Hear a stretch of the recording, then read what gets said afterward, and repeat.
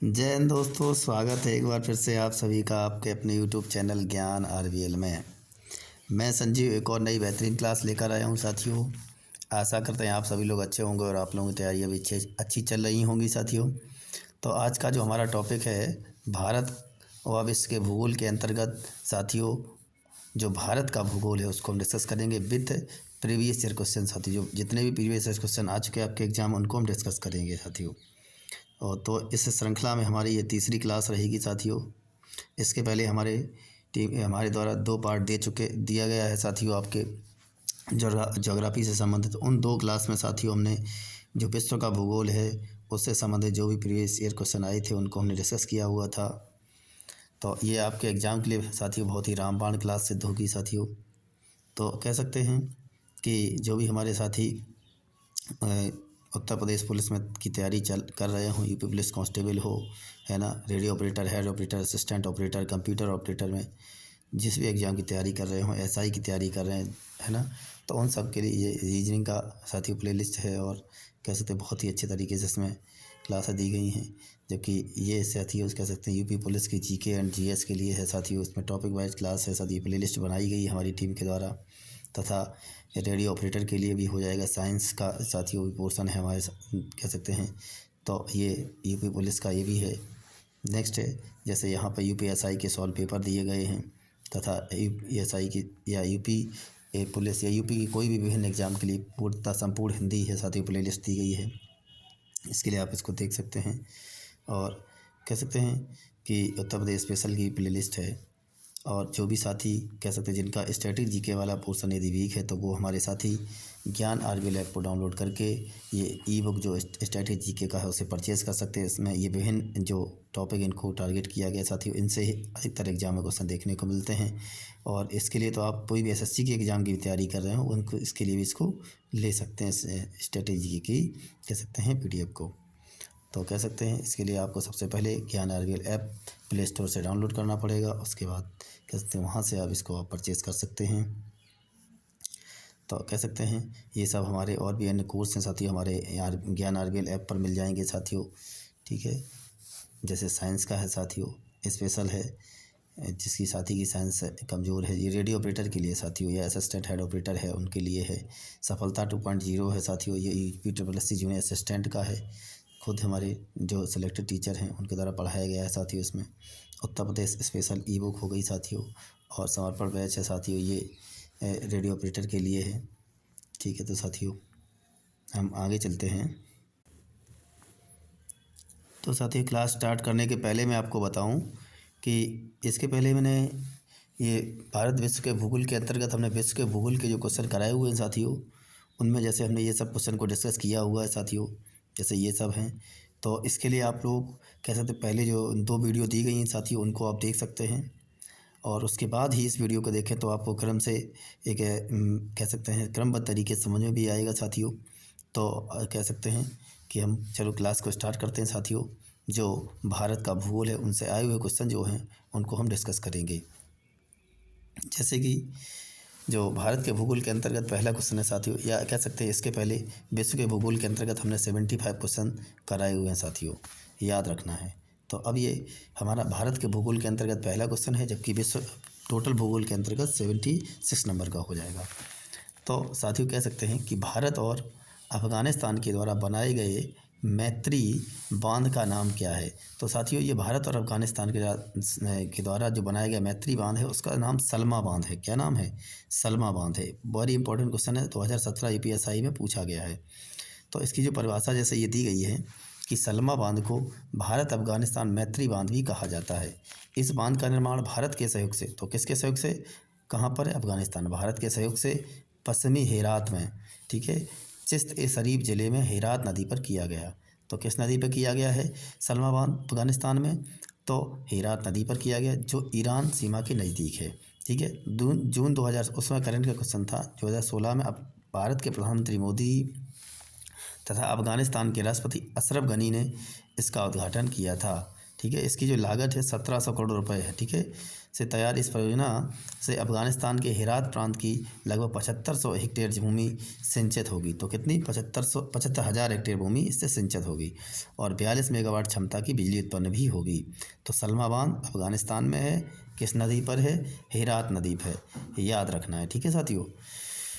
अब अगला क्वेश्चन है कि गारो पहाड़ियाँ कहाँ हैं? तो साथियों मैं बात करूँ गारो जो पहाड़ियाँ हैं, तो साथियों ये क्वेश्चन कई बार एग्जाम में पूछा जाता है। गारो खासी जयंतिया ये मेघालय में है साथियों। कहाँ पर? यहाँ पर इन पहाड़ियों पर जनजाति भी पाई जाती है, गारो खासी जयंतिया। तो ये कहाँ पर है? मेघालय में है गारो पहाड़ियाँ, ठीक है साथियों, याद रखना है, वेरी इंपॉर्टेंट पॉइंट है। तो इसके बारे में ये है कि गारो पहाड़ियाँ मेघालय में स्थित हैं। मेघालय में रहने वाली गारो खासी जयंतिया जनजाति के नाम पर इन पहाड़ियों का नामकरण किया गया है। तो कौन कौन सी गारो खासी जयंतिया ये पहाड़ियाँ कहाँ हैं? कह सकते हैं मेघालय में हैं। खासी पहाड़ी पर मेघालय की राजधानी शिलोंग तथा चिरापुंजी स्थित है, याद रखना है। तो मेघालय की राजधानी किस पहाड़ी पर स्थित है? खासी पहाड़ी पर स्थित है, जिसका नाम क्या है? शिलोंग है। और शिलोंग में कह सकते हैं कि असम राइफल्स का हेडक्वार्टर भी है साथियों, याद रखना है। अगला क्वेश्चन ये दिया है कि भारतीय दंड संहिता का समुद्र में क्षेत्राधिकार। तो समुद्र में जो क्षेत्राधिकार डॉट डॉट तक फैला हुआ है, ठीक है। भारतीय दंड संहिता की बात कर रहे हैं तो 8 समुद्री मील, 8 मील ये ऑप्शन है। जैसे कह सकते हैं अगला है कि 12 समुद्री मील या 12 मील। तो सीधा सीधा है कि 12 समुद्री मील तक। ये तो क्वेश्चन आपने पढ़ा भी होगा ज्योग्राफी में। तो जैसे देख लेंगे भारतीय दंड संहिता का समुद्र में क्षेत्राधिकार 12 समुद्री मील तक फैला हुआ है। समुद्री सीमा से कटे फटे तट को सीधा करते हुए एक आधार रेखा खींची जाती है। तो कैसे? एक आधार रेखा, और इस आधार रेखा से 12 समुद्री मील कितना? तो जैसे एक आधार रेखा ये है हमारे जैसे भारत का, इस आधार रेखा से कह सकते हैं 12 समुद्री मील तक ये जो क्षेत्र है, ठीक है, तक मील किसी देश का प्रादेशिक क्षेत्र होता है, ठीक है। आधार रेखा से कितना? 12 समुद्री मील, याद रखना है, ठीक है। अगला जो क्वेश्चन है वो है कि निम्न राज्यों में से किस राज्य का भारत में जूट उत्पादन का प्रतिशत सबसे ज़्यादा है? तो जूट उत्पादन का प्रतिशत पूछा गया साथियों, तो जूट हो जाएगा पश्चिम बंगाल साथियों। क्या हो जाएगा? पश्चिम बंगाल। वैसे देश में भारत हो जाएगा पहले नंबर पे, उसके बाद बांग्लादेश, और राज्यों में पूछा जाए तो पश्चिम बंगाल हो जाएगा। और जो जूट अनुसंधान संस्थान है, ठीक है, जूट अनुसंधान संस्थान कोलकाता में। कहाँ पर है? अनुसंधान संस्थान, तो ये कहाँ पर है? कोलकाता में, याद रखना है साथियों। नेक्स्ट है साथियों हमारा जो क्वेश्चन हो जाएगा, जैसे इसका एप्लीकेशन ये है कि पश्चिम बंगाल राज्य का भारत में जूट उत्पादन का प्रतिशत सबसे ज़्यादा है। इसे सुनहरा रेशा या गोल्डन फाइबर, तो जूट को क्या कहते हैं? गोल्डन फाइबर या सुनहरा रेशा के नाम से भी जाना जाता है, ठीक है। जैसे एग्जाम में आ जाए गोल्डन फाइबर क्या है, तो सुनहरा रेशा है, ठीक है, या जूट है। भारत विश्व का 35% जूट के सामानों का निर्माण करता है। तो विश्व में जूट का सबसे उत्पादन भी भारत करता है और दूसरा प्रमुख निर्यातक भी है, याद रखना है। जूट के प्रमुख उत्पादक राज्य पश्चिम बंगाल, फिर बिहार, ठीक है, याद रखना है। निम्न में से किस भारतीय पर्वत को ब्लू माउंटेन कहा जाता है? ठीक है, तो ब्लू माउंटेन यहाँ पर ऑप्शन है कि विंध्य, गया, रीमोवन और फोंगपुई। तो आंसर हो जाएगा फोंगपुई, जो साथियों इसे ब्लू माउंटेन के नाम से जानते हैं। किसके नाम से? Blue mountain. आप कहेंगे फोंगपुई है क्या? तो साथियों फोंगपुई जिसे ब्लू माउंटेन कहा जाता है, यह पूर्वोत्तर भारत की लसाई पर्वतमाला और मिजोरम राज्य का सबसे ऊंचा पर्वत है। तो पूर्वोत्तर राज्य की लसाई पर्वतमाला और मिजोरम राज्य का सबसे ऊंचा पर्वत है। ऊंचाई 2157 मीटर है, जो दक्षिण पूर्वी मिजोरम में बर्मा की सीमा के पास स्थित है। किसकी? म्यांमार की सीमा के पास स्थित है, याद रखना है। यह मिजोरम राज्य के लोंग तलाई जिले में फोंगपुई राष्ट्रीय उद्यान के अंतर्गत संरक्षित किया गया है। तो मिजोरम राज्य के कह सकते हैं लोंग तलाई जिले में फोंगपुई राष्ट्रीय उद्यान के अंतर्गत संरक्षित किया गया है। कौन? ब्लू माउंटेन, ठीक है, याद रखना क्या है, जिसे ब्लू माउंटेन कहते हैं फोंगपुई को। अगला क्वेश्चन है नीलगिरी पर्वत निम्न में से किस प्रकार के पर्वत का प्रतिनिधित्व करता है? तो साथियों जो नीलगिरी पर्वत है, फोल्ड पर्वत है या ज्वालामुखी पर्वत है या फॉल्ट पर्वत है या डोम पर्वत है? तो साथियों इसका जो आंसर हो जाएगा वो फॉल्ट पर्वत हो जाएगा। कैसा पर्वत है नीलगिरी? तो नीलगिरी एक फॉल्ट पर्वत का एग्जाम्पल है साथियों। पश्चिमी घाट, जैसे कह सकते हैं कि हमारे भारत का जो ये क्षेत्र है पश्चिमी घाट, वास्तविक पर्वत श्रेणी नहीं है, वरन प्रायद्वीपीय पठार का ही एक भ्रंश कगार है। किसका? प्रायद्वीपीय पठार का। भारत के पश्चिमी घाट के पर्वतमाला के रूप में प्रसिद्ध है नीलगिरी पर्वत। ठीक है, तो नीलगिरी पर्वत भारत के तमिलनाडु, ठीक है, राज्य का प्रमुख पर्यटक स्थल है। तो किसका? तमिलनाडु का कह सकते हैं प्रमुख पर्यटक स्थल है नीलगिरी पर्वत। कह सकते हैं वास्तव में अवशिष्ट पर्वत चट्टानों के अपरदन के फलस्वरूप निर्मित होते हैं। इसे घर्षित पर्वत भी कहते हैं, ये भी याद रखना है। और नीलगिरी तहर परियोजना अभी तमिलनाडु के द्वारा चलाई गई है। पूछा जाए कि नीलगिरी जो है, ठीक है, नीलगिरी तहर परियोजना किस राज्य के द्वारा चलाई गई है? तो नीलगिरी तहर के संरक्षण के लिए एक बकरी की प्रजाति होती है नीलगिरी तहर, तो कह सकते हैं तमिलनाडु के द्वारा चलाया गया है। बकरे तमिलनाडु का राजकीय पशु है नीलगिरी तहर, याद रखना है। और नीलगिरी जो पहाड़ियाँ हैं, ठीक है, पूर्वी भारत एवं पश्चिम भारत का मिलन बिंदु पे नीलगिरी पहाड़ियाँ हैं। तमिलनाडु, केरल, कर्नाटक के कह सकते टाई जंक्शन पर स्थित है। ठीक है, तमिलनाडु, केरल और कर्नाटक के बीच में नीलगिरी की पहाड़ियाँ पड़ती हैं। और नीलगिरी है कि सबसे ऊंची चोटी दोद्दा बेटा है। क्या है? दोद्दा बेटा। ठीक है, और कह सकते हैं कि नीलगिरी पर एक टोडा जनजाति निवास करती। कौन सी? टोडा जनजाति, याद रखना। कौन सी जनजाति? तो टोडा जनजाति निवास करती है ना, जो भैंस पालन का काम करती है। और इसी टोडा जनजाति में बहुपति प्रथा प्रचलित है। क्या है? बहुपत्नी नहीं, बहुपति, याद रखना है। ठीक है, तो बहुपति प्रथा प्रचलित है, याद रखना है। ठीक है साथियों, तो जो अगला क्वेश्चन दिया गया है कि निम्न में से कौन सा भारत का सबसे स्थिर पठार है? तो साथियों जैसे मालवा का पठार, छोटा नागपुर का पठार, दक्कन का पठार और अमरकंटक का पठार। तो साथियों इसका जो आंसर हो जाएगा दक्कन का पठार। ठीक है, तो साथियों दक्कन का पठार भारत का सबसे स्थिर पठार है। यह विशाल प्रायद्वीपीय पठार के नाम से भी जाना जाता है। किसके नाम से? तो दक्कन का पठार भारत का सबसे स्थिर पठार है। इसे विशाल प्रायद्वीपीय पठार के नाम से जानते हैं। यह पठार त्रिभुजाकार है। कैसा है? त्रिभुज के आकार का साथियों। कैसा? त्रिभुजाकार है। इसकी उत्तरी सीमा सतपुड़ा और विंध्य पर्वत श्रृंखला द्वारा और पूर्व और पश्चिम की सीमा क्रमशः पूर्वी घाट एवं पश्चिमी घाट द्वारा निर्धारित होती है। ठीक है, तो इधर विंध्याचल हुआ, इधर सतपुड़ा हुआ, इधर पश्चिमी घाट, इधर पूर्वी घाट, है ना। और यह पठार 8 राज्यों में फैला हुआ है। कितने राज्यों में? 8 राज्यों में, याद रखना है। कौन? साथियों दक्कन का पठार। अब कह सकते हैं कि 8 राज्यों में फैला हुआ। इसका निर्माण क्रीटेशियस युग में हुआ, में ज्वालामुखी उद्गार से निकलने वाले लावा से हुआ था। तो लावा क्या है? जब साथियों कह सकते हैं कि पृथ्वी के अंदर पिघला हुआ पदार्थ होता है, ये पिघला हुआ पदार्थ, ये मैग्मा होता है। जब ये बाहर आ गया और बाहर आकर फैल जाता है ना, तो वो क्या कहता है? लावा कहलाता है। जबकि अंदर है तो मैग्मा कहलाएगा। पृथ्वी के अंदर पिघला हुआ पदार्थ मैग्मा है, जब बाहर आता तो लावा के रूप में जम जाता है। नेक्स्ट है, कौन सी नदी हैदराबाद शहर से होकर बहती है? साथियों सीधा सीधा है, तो सरल क्वेश्चन है। हैदराबाद मूसी नदी किनारे है। किसके? हैदराबाद और सिकंदराबाद को जुड़वां शहर कहते हैं। क्या कहते हैं? हैदराबाद और सिकंदराबाद को जुड़वां शहर कहा जाता है। और यहीं पे हुसैन सागर झील भी है साथियों, याद रखना है। कौन सी? हुसैन सागर झील। अगला है कि जैसे यहाँ पे इसके ये दिया गया है एक्सप्लेनेशन में कि मूसी नदी है कृष्णा की सहायक नदी है। इस नदी का स्रोत अनंतागिरी पहाड़ी। कौन सी? अनंतागिरी पहाड़ी, जो तेलंगाना राज्य में स्थित है। इसी नदी के किनारे हैदराबाद शहर बसा हुआ है। हिमायत सागर और उस्मान सागर कह सकते हैं इस नदी पर बनाए गए बांध हैं। तो ये इंपॉर्टेंट कौन कौन से? हिमायत सागर और उस्मान सागर किस नदी पर? मूसी नदी पर। ठीक है, गए बांध हैं जो हैदराबाद के लिए पानी के रूप में कार्य करती है। मीनाचिल केरल के कोंडपम जिले में स्थित है। कहाँ पर? तो केरल के कोंडपम जिले में स्थित है। जबकि नेत्रावती पश्चिमी घाट, यह कर्नाटक से निकलती है। नेत्रावती कहाँ से? कर्नाटक पश्चिमी घाट से निकलती है। अगला क्वेश्चन है साथियों कि हर राज्य का सर्वोच्च रैंकिंग भारतीय वन सेवा अधिकारी कौन होता है? ठीक है, तो वन सेवा प्रमुख या प्रधान मुख्य वन संरक्षक या वन संरक्षक या प्रभागी वन अधिकारी। तो साथियों इसका क्वेश्चन पूछा गया है प्रत्येक राज्य का सर्वोच्च रैंकिंग भारतीय वन सेवा अधिकारी, तो वन सेवा प्रमुख होता है। कौन होता है? वन सेवा प्रमुख।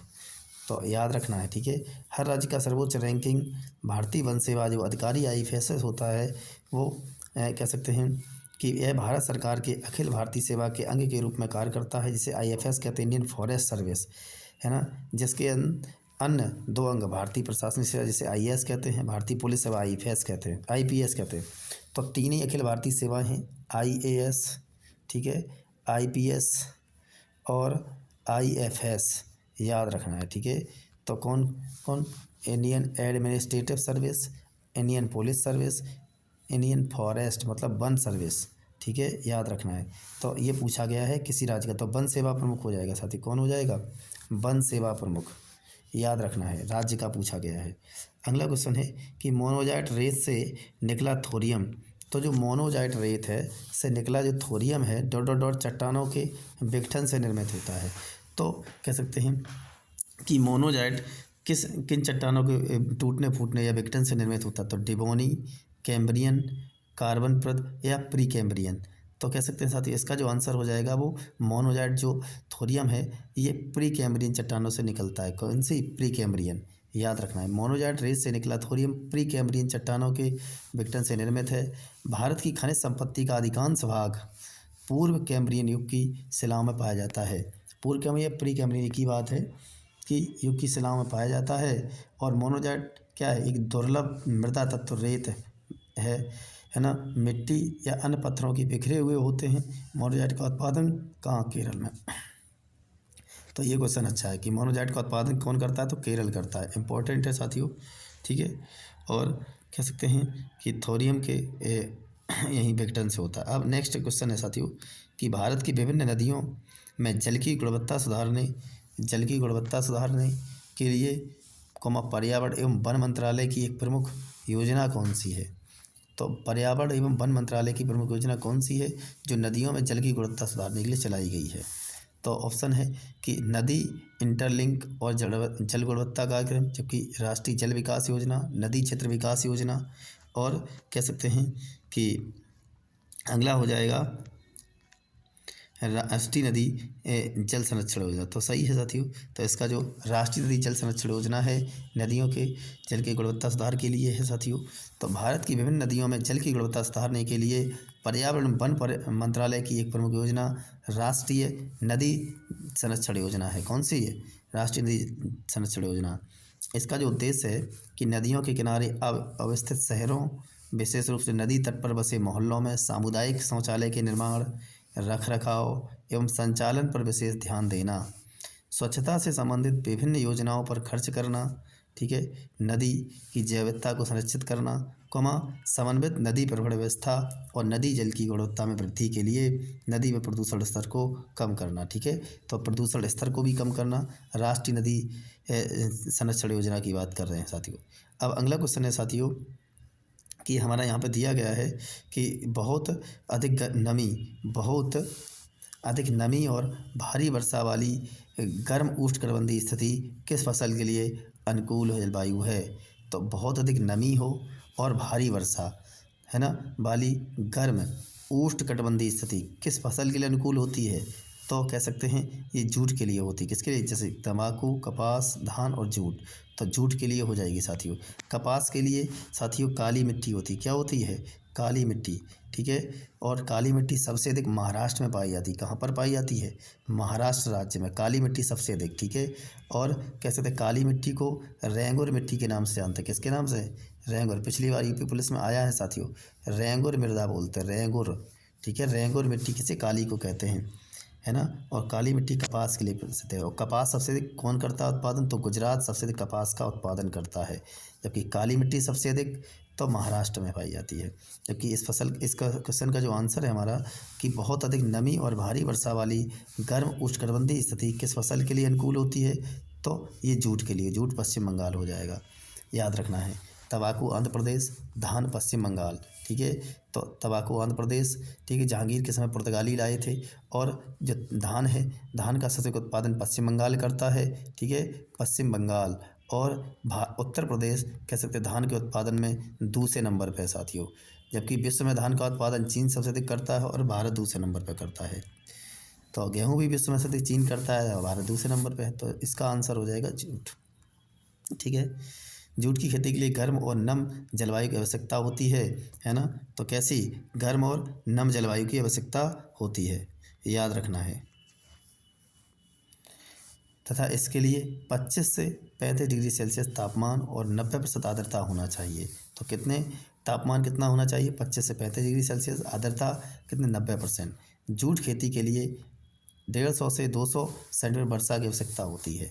तो कभी कभी पूछ भी लिया जाए कि जूट के लिए कितनी वर्षा की आवश्यकता होती है, तो 150 से 200 सेंटीमीटर। भारत में जूट की औसत उपज 21.94 kg प्रति हेक्टेयर है, जिसमें पश्चिम बंगाल प्रथम राज्य है। और विश्व में भारत। जोग जलप्रपात कह सकते किस नदी पर है या किस राज्य में है? तो जोग जलप्रपात कह सकते कर्नाटक में शरावती नदी पर साथियों।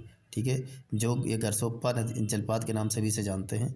तो जोग जलप्रपात, जोग या गरसोप्पा या महात्मा गांधी इसके अन्य नाम है। इसे गरसोप्पा भी बोल देते हैं, गरसोप्पा। ठीक है, और इसे महात्मा गांधी जलप्रपात भी बोलते हैं।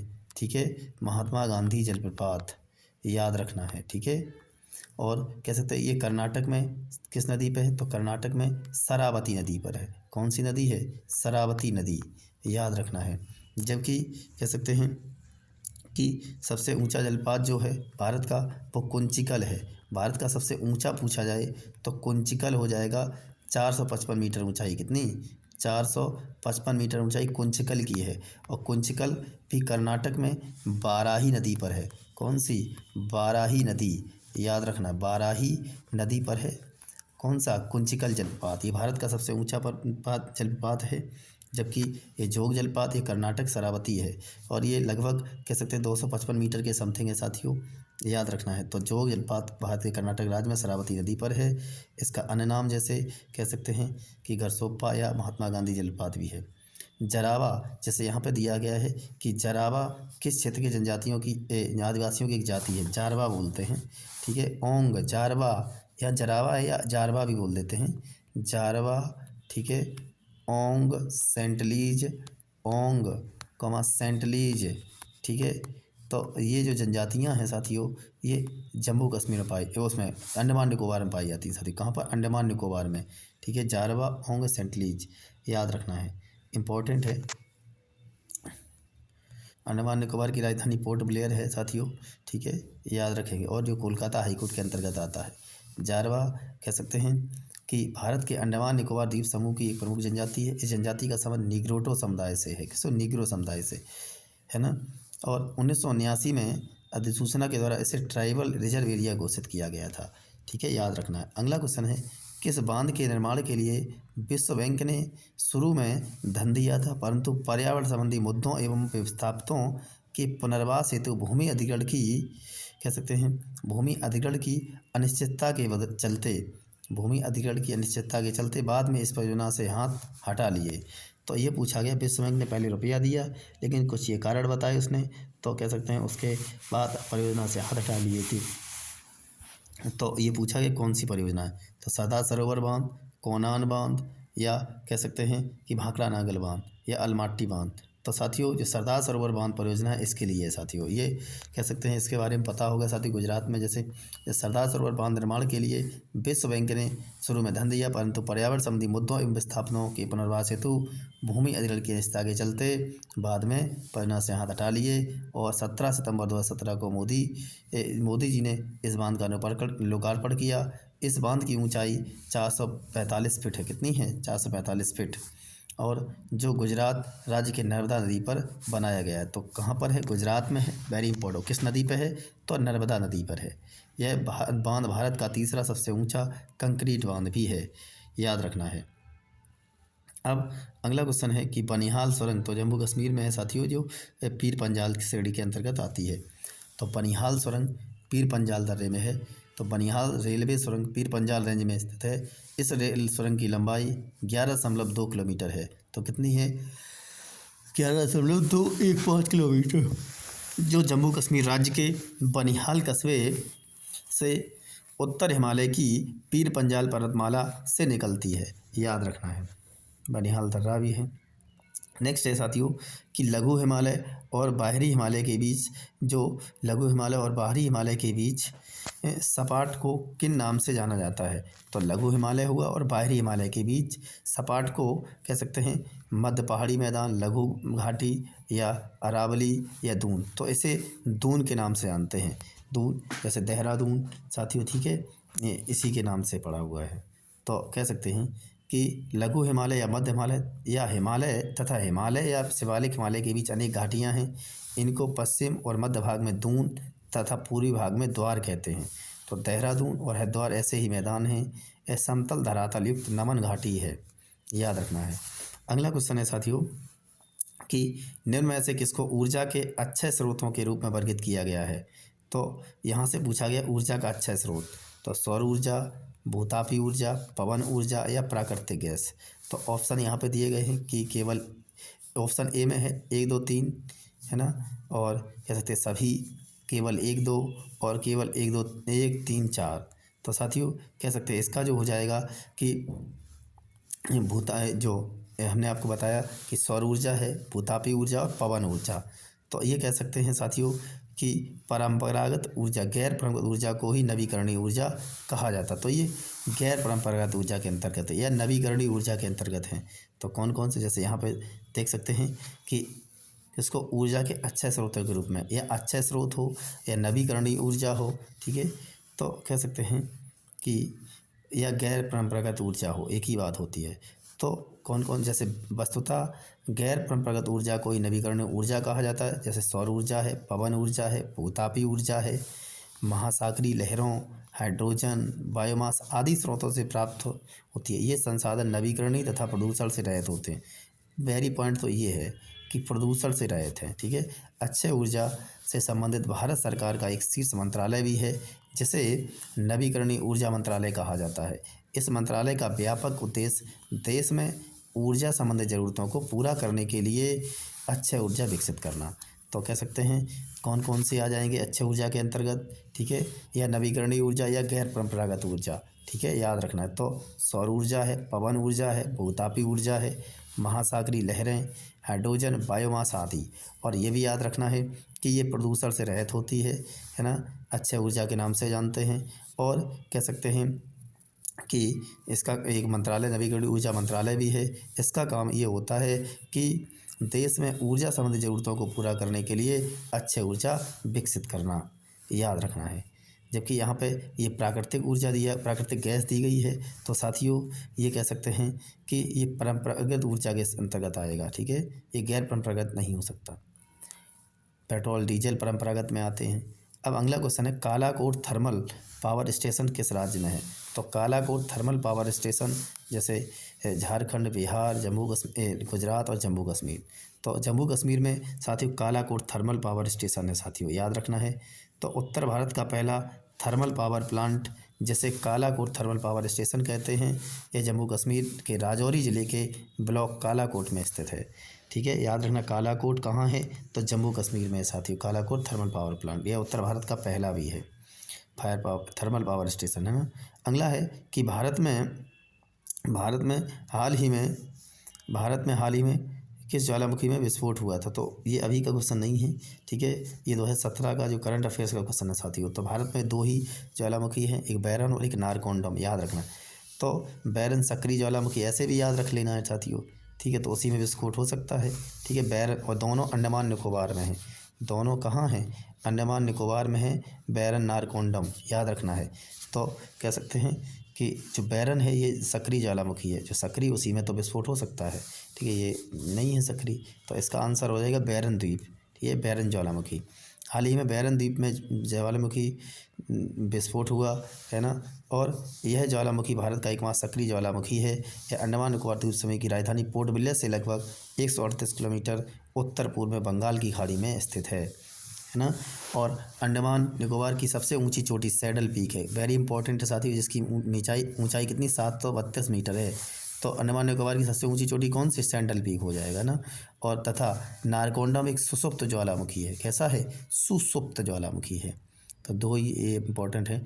अगला है कि भारत में निम्नलिखित में से कौन सा राज्य सिलिमनाइट का सबसे बड़ा उत्पादक है। तो सिलिमनाइट का पूछा गया है, तो सिलिमनाइट का हो जाएगा जैसे उड़ीसा, झारखंड, है ना, केरल और पश्चिम बंगाल। तो सिलिमनाइट का सबसे बड़ा उत्पादक हो जाएगा केरला। कौन हो जाएगा, केरला, याद रखना है। भारत में सिलिमनाइट का सबसे बड़ा उत्पादक राज्य केरला है, जबकि उड़ीसा और झारखंड कोयले का हो जाएगा, है ना, पश्चिम बंगाल जूट का हो जाएगा, याद रखना है। भारत के निम्नलिखित राज्यों में से किसमें भारत पाकिस्तान सीमा पार करने वाली एकमात्र सड़क स्थित है? तो निम्नलिखित राज्यों में से किसमें भारत पाकिस्तान सीमा पार करने वाली एकमात्र सड़क स्थित है? तो पंजाब, राजस्थान, गुजरात और जम्मू कश्मीर। तो साथियों इसका हो जाएगा पंजाब। कौन हो जाएगा? पंजाब। जैसे कि दिल्ली लाहौर बस सेवा, तो आंसर पंजाब। दिल्ली लाहौर बस सेवा भारत की राजधानी नई दिल्ली को पाकिस्तान के लाहौर सिटी से जोड़ती है ना। जो बॉर्डर ट्रांजिट पोस्ट बाघा मतलब पंजाब से होकर जाती है, तो बाघा बॉर्डर कहाँ है? पंजाब में है। यह एकमात्र ऐसी सड़क है जो भारत पाक सीमा को पार कर जाती है। नेक्स्ट है, निम्नलिखित में से किस भारतीय राज्य में जंगल सबसे ज़्यादा क्षेत्रफल में फैले हैं? तो इनमें से पूछा गया है। तो कह सकते हैं कि जैसे उत्तर प्रदेश, झारखंड, अरुणाचल प्रदेश और उड़ीसा। तो निम्नलिखित में भारतीय राज्य में जंगल सबसे ज़्यादा किस राज्य में फैले हुए हैं? तो इसका आंसर जो है वो हो जाएगा अरुणाचल प्रदेश। तो ये कह सकते हैं उस समय की रिपोर्ट है। अब हम बात करेंगे वर्तमान की। तो साथियों अब वर्तमान परिप्रेक्ष्य में यदि हम बात करें तो कह सकते हैं सबसे जो जंगल है वो मध्य प्रदेश में है। कहाँ पर है? मध्य प्रदेश में। ठीक है, मध्य प्रदेश में। और कह सकते हैं प्रतिशत के मामले में बात करें तो मिजोरम में, उस सबसे अधिक मिजोरम में प्रतिशत के मामले में। ठीक है, प्रतिशत में पूछा जाए तो मिजोरम हो जाए। कौन हो जाएगा? मिजोरम। याद रखना है साथियों। ठीक है, और सबसे अधिक वनों में वृद्धि किसने की है? सबसे अधिक वनों में वृद्धि जो है किसकी? वन रिपोर्ट के अनुसार कह सकते हैं जो हो जाएगा आंध्र प्रदेश, है ना। अब अगला क्वेश्चन है साथियों कि निम्नलिखित में से कौन सी श्रृंखला एक छोर पर लद्दाख को, और कह सकते हैं कि कौन सी श्रृंखला एक छोर पर लद्दाख को, कश्मीर की घाटी और चिनाब नदी से अलग करती है, और हिमाचल प्रदेश क्षेत्र में स्पीति से किन्नौर को अलग करती है? तो ये पूछा गया है।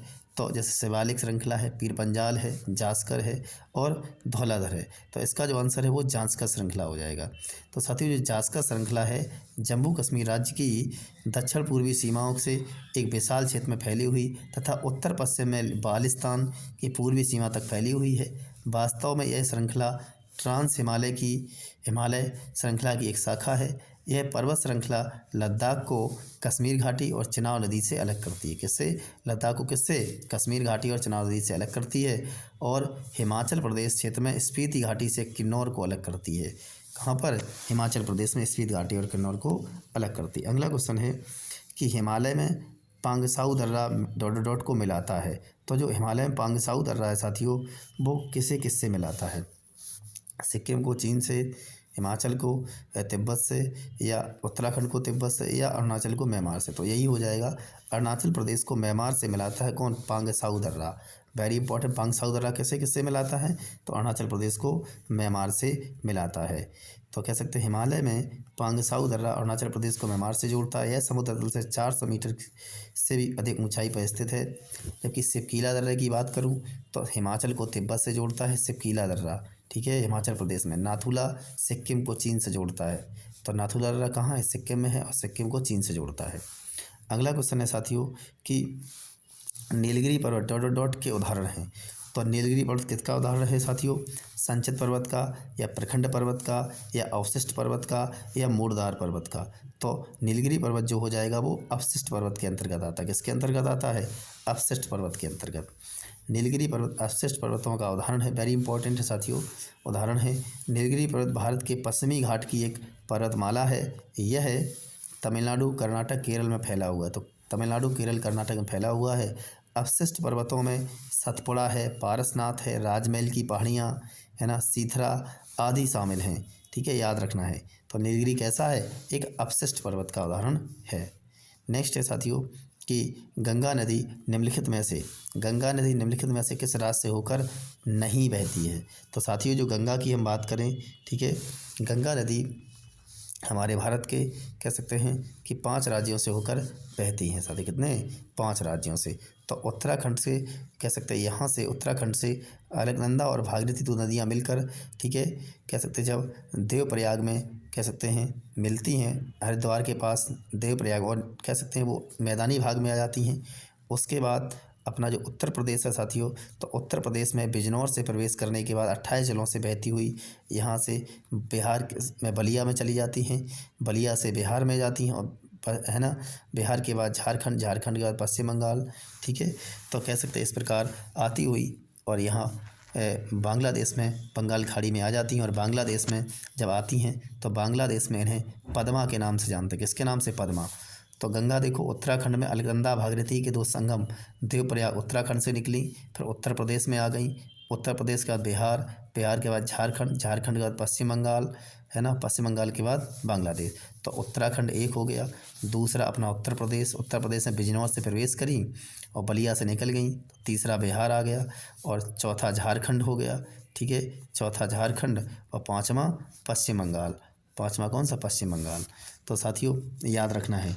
और जो गंगा है राष्ट्रीय नदी का दर्जा 4 नवंबर 2008 को गंगा को कह सकते हैं राष्ट्रीय नदी का दर्जा दिया गया। याद रखना कब? 4 नवंबर 2008 को। इम्पोर्टेंट पॉइंट है साथियों, है ना। गंगा तो कितने राज्यों से? गंगा 5 राज्यों से बहती हैं, ठीक है। और तो बिहार हो गया, पश्चिम बंगाल, उत्तराखंड। तो कौन बचा? अरुणाचल प्रदेश से नहीं बहती हैं। नेक्स्ट है, मैं बात करूं कि गंगा का जो जल है वो स्वच्छ क्यों होता है ना, उसमें कीड़े क्यों नहीं पड़ते, है ना। तो बैक्टीरियोफेज वायरस पाया जाता है। कौन सा? बैक्टीरियोफेज वायरस होता है। तो कह सकते हैं गंगा नदी उत्तरांचल या उत्तराखंड के गढ़वाल हिमालय पर गंगोत्री से भागीरथी के नाम से निकलती हैं तथा देवप्रयाग में भागीरथी और अलकनंदा नदियों के मिलने के बाद इसे गंगा नदी के नाम से जाना जाता है। कहाँ पर? देवप्रयाग। तो देवप्रयाग में पूछे कौन कौन सी? तो अलकनंदा और भागीरथी, है ना। और कह सकते हैं इसके बाद गंगा उत्तर प्रदेश, बिहार, झारखंड, पश्चिम बंगाल के फरक्का से होकर बांग्लादेश चली जाती हैं और बांग्लादेश में इन्हें पद्मा के नाम से जाना जाता है। गंगा भारत की सबसे बड़ी नदी है। इनकी लंबाई 2525 किलोमीटर। कितनी लंबाई है? 2525 किलोमीटर है, ठीक है। साथ ही आज जो अगला क्वेश्चन है कि निम्नलिखित में से कौन सा कुल ऊर्जा के उपभोग में न्यूनतम योगदान देता है। तो कुल ऊर्जा के उपभोग में निम्नलिखित में से न्यूनतम योगदान देता है तो ऑप्शन हो जाएगा जैसे अक्षय ऊर्जा, जीवाश्म ईंधन और परमाणु ऊर्जा, इनमें से कोई नहीं। तो अक्षय ऊर्जा जो है साथियों इसमें सबसे कम योगदान देता है साथियों, याद रखना है। अक्षय ऊर्जा तो नहीं हो सकता। जैसे परमाणु ऊर्जा है, सही है साथियों, परमाणु ऊर्जा तो इनका कम योग होता है, सही है। और जबकि अक्षय ऊर्जा तो अभी तो चल ही रहा है, हम लोग उस हमारी सरकार प्रयास भी कर रही है, हम सोलर पैनल लगा रहे हैं साथियों इसमें, है। जीवाश्म ईंधन भी हो जाएगा, सही है, लेकिन इसका आंसर होगा परमाणु ऊर्जा। क्या हो जाएगा? परमाणु ऊर्जा। जैसे अक्षय ऊर्जा और या नवीकरणीय ऊर्जा, है ना, जैसे रिन्यूएबल एनर्जी बोलते हैं, तो में वे सारी ऊर्जाएं शामिल जो प्रदूषण कारक नहीं है। फिर एक बार याद रखना, प्रदूषण जिससे नहीं होता, ठीक है, वो अक्षय ऊर्जा होती है। जैसे जिनके स्रोत अक्षय नहीं होता, अर्थात जैसे इनके द्वारा स्रोत का पुनः भरण होता रहता है, जैसे सौर ऊर्जा हुआ, पवन ऊर्जा, जल विद्युत ऊर्जा, है ना, ज्वार ऊर्जा, बायोमास, है ना, ये जैसे ईंधन हैं आदि नवीकरणीय ऊर्जा के कुछ उदाहरण हैं। जबकि परमाणु ऊर्जा की बात करें तो परमाणु ऊर्जा स्रोत का कुल ऊर्जा में न्यूनतम योगदान है। कितना है? तो कुल ऊर्जा में न्यूनतम योगदान है। अब अगला जो क्वेश्चन है साथियों वो ये है कि बैलीडीला, जो बैलीडीला की खान है छत्तीसगढ़ में एक जगह डॉट डॉट डॉट के समृद्ध भंडार के लिए जानी जाती है। तो छत्तीसगढ़ में एक जगह है बैलीडीला, तो ये हेमेटाइट के लिए है, ये लोहे का है। इसका हेमेटाइट किसका है? लोहे का, याद रखना है, ठीक है। नेक्स्ट है, तो बात करूं कि लोहे या आयरन और वे चट्टानें और खनिज हैं जिनमें धात्विक लौह, तो लौह ऐसे वे चट्टानें और खनिज हैं जिनमें धात्विक लौह का निष्कर्षण किया जा सकता है। इन अयस्कों में आमतौर पर आयरन ऑक्साइडों की बहुत अधिक मात्रा होती है। लोहा आमतौर पर मैग्नेटाइट, हेमेटाइट, सिडेराइट के रूप में पाया जाता है। तो लोहा किसके किसके रूप में? मैग्नेटाइट के रूप में, हेमेटाइट और सिडेराइट के रूप में पाया जाता है। बैलीडीला की पहाड़ियाँ जहाँ प्रचुर मात्रा में उच्चतम कोटि के हेमेटाइट या लौह अयस्क का भंडार हैं। तो किसका? उच्चतम कोटि का जो लोहा है हेमेटाइट का भंडार है। छत्तीसगढ़ के दंतेवाड़ा जिले में स्थित हैं मैग्नेटाइट उच्चतम गुणवत्ता वाला लौह अयस्क है। तो उच्चतम गुणवत्ता वाला लौह अयस्क कौन सा है? तो मैग्नेटाइट हो जाएगा साथियों। बैलीडीला खदान भारत की पहली मशीनीकृत लौह अयस्क खदान है। तो भारत की पहली मशीनीकृत लौह अयस्क खदान कौन सी? बैलीडीला खान छत्तीसगढ़ के दंतेवाड़ा जिले में है। अगला है फ्लेमिंगो उत्सव कहाँ मनाया जाता है? तो फ्लेमिंगो गुजरात में है साथियों, ठीक है। कहाँ पर मनाया जाता है? फ्लेमिंगो उत्सव जो है साथियों वो गुजरात में मनाया जाता है। तो कच्छ का रण गुजरात में है जो जंगली गधों के लिए प्रसिद्ध है। किसके लिए? जंगली गधों के लिए प्रसिद्ध है। पूछा जाता है। जंगली गधों के लिए प्रसिद्ध है कच्छ का रण, और कच्छ का जो ज़िला है भारत का क्षेत्रफल में सबसे बड़ा ज़िला भी हो जाएगा, गुजरात में है। नेक्स्ट है सुंदरवन की बात करूं तो सुंदरवन का डेल्टा पश्चिम बंगाल में, ये गंगा ब्रह्मपुत्र का डेल्टा है, यह विश्व का सबसे बड़ा डेल्टा भी होता है। तो इसका जो आंसर हो जाएगा कि फ्लेमिंगो कच्छ के रण में। जैसे फ्लेमिंगो शहर गुजरात प्रांत के कच्छ के रण क्षेत्र में स्थित है। यह शहर गुजरात का एक पर्यटन स्थल है। यहाँ पर फ्लेमिंगो पक्षी बड़ी मात्रा में प्रवास के लिए आते हैं। नेक्स्ट है एक स्थानांतरण खेती बेवर। तो पूछा जाता है कि बेवर और डहिया किस भारतीय राज्य में प्रचलित हैं। ठीक है साथियों, तो कह सकते हैं कि बेवर और डहिया मध्य प्रदेश में प्रसिद्ध हैं। डहिया भी बोलते हैं, बेवर या डहिया। ठीक है, ये कहाँ पर, मध्य प्रदेश में प्रचलित है। ये कह सकते हैं एक स्थानांतरित खेती है, जो मतलब जब कह सकते हैं कि खेत को जलाकर साफ करके, जैसे पेड़ पौधे काट कर जला दिए जाएँ, उस पर फिर खेती होती है। तो छत्तीसगढ़ और मध्य प्रदेश के कोरबा जनजाति में, ठीक है, बेवर तकनीक से खेती करने का प्रचलन था। यहाँ पे यदि एमपी कह सकते हैं ऑप्शन में नहीं होता तो छत्तीसगढ़ को आप लगा सकते थे, बेवर डहिया। ठीक है, बेवर तकनीकी सदियों से चली आ रही, ठीक है, तो सदियों से चली आ रही देसी तकनीकी है। इस तकनीक के तहत पहले छोटी और बड़ी झाड़ियों को जला दिया जाता है। तो क्या किया जाता है, पहले छोटी और बड़ी झाड़ियों को जला दिया जाता है, फिर आग के ठंडा होने के बाद ज़मीन में छेद कर बीज को बो दिया जाता है। तो जब आग ठंडी हो जाती है तो ज़मीन को छेद कर बीज को बो दिया जाता है। इस तकनीक में फसल को अत्यधिक पानी की आवश्यकता नहीं होती है, जिससे सूखा प्रभावित क्षेत्रों में भी किसानों को गुजर भर का अनाज मिल जाता है। इसलिए ये बेवर डहिया छत्तीसगढ़ और मध्य प्रदेश में होती है। नेक्स्ट है भारत में निम्नलिखित में से किस राज्य में रबर का सर्वाधिक कह सकते हैं, तो रबर केरल में होती है। रबर का उत्पादन कौन करता है, केरल करता है साथियों। तो केरल में रबर का सर्वाधिक उत्पादन होता है ना। जबकि कर्नाटक कॉफ़ी के लिए, असम चाय के लिए प्रसिद्ध है। तो असम किसके लिए, चाय के लिए, और चाय के लिए साथियों लैटेराइट मिट्टी होती है। कौन सी, लैटेराइट। लैटेराइट ये कई बार पूछी गई है, लैटेराइट मिट्टी है ना, याद रखना है। नेक्स्ट है कि जलोढ़क तलछट का अर्थ किस प्रकार की भूमि है। तो जलोढ़क तलछट का अर्थ किस प्रकार की भूमि हो जाएगी, तो नदी द्वारा निर्मित तलछट भूमि। नदी द्वारा बहाकर लाई गई जो मिट्टी होती है वो जलोढ़ मिट्टी का निर्माण करती है। तो जलोढ़क तलछट का अर्थ नदी द्वारा निर्मित तलछट भूमि होती है, क्योंकि नदियों के द्वारा जो बहाकर मिट्टी लाई जाती है उसे जलोढ़ मिट्टी कहते हैं। ठीक है, जो भारत के 43% भाग में पाई जाती है और सबसे अधिक प्रचुर मिट्टी भी होती है, उपजाऊ मिट्टी भी होती है। यह सतलज, गंगा, यमुना, घाघरा, गंडक, ब्रह्मपुत्र इत्यादि नदियों द्वारा लाई जाती है। और जो जलोढ़ मिट्टी है साथियों वो 2 प्रकार की होती है। ठीक है, कितने प्रकार की, 2 प्रकार की, जैसे खादर और बांगर के नाम से जानते हैं। किसके नाम से, खादर और बांगर के नाम से जानते हैं। ठीक है, तो नवीन जलोढ़ मिट्टी को खादर कहते हैं। जो जब बाढ़ आती है तो जो परत मिट्टी की जम जाती है तो उसे खादर, ये नई परत जमती है तो नवीन या नई जलोढ़ मिट्टी को, नवीन जलोढ़ मिट्टी को खादर कहते हैं। और जब बहुत समय तक वहाँ आती है ये बाढ़ एक बार आने के बाद तो उसे वो प्राचीन में जलोढ़ मिट्टी हो जाती है तो उसे बांगर कहते हैं। ठीक है, याद रखना है। यमुना और बेतवा नदियों का संगम कहाँ है, तो यमुना और बेतवा नदियों का संगम साथियों ये हमीरपुर में होता है। कहाँ पर होता है, हमीरपुर। वेरी इंपॉर्टेंट है साथियों। तो कह सकते हैं कि यमुना और बेतवा नदी का संगम हमीरपुर में होता है। बेतवा यमुना की सहायक नदी है। किसकी, यमुना की, जो बिंद श्रेणी से निकलती है। बेतवा नदी पर प्रसिद्ध माता टीला बांध स्थित। माता टीला बांध वेरी इंपॉर्टेंट, कहाँ पर, किस नदी पे है, बेतवा पर। बेतवा और कैन नदी को नदी जोड़ी योजना के अंतर्गत जोड़ा जा रहा है। किसको, बेतवा और कैन, बेतवा कैन लिंक परियोजना है साथियों, याद रखना है, कैन बेतवा लिंक। अब अगला क्वेश्चन है कि ये किन 2 राज्यों की बेतवा कैन, तो एमपी और यूपी की सख्त परियोजना है। अगला क्वेश्चन साथियों दिया है कि काराकोरम की दक्षिणी सीमा किस भारतीय नदी से बनी हुई है। तो काराकोरम की जो दक्षिणी सीमा है किस भारतीय नदी से बनी हुई है, सतलज, गंगा, ब्रह्मपुत्र या गिलगित।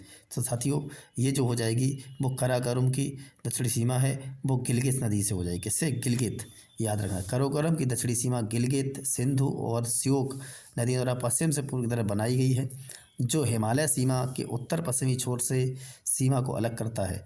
इसके उत्तर पश्चिम कोने में पामीर पठार स्थित है।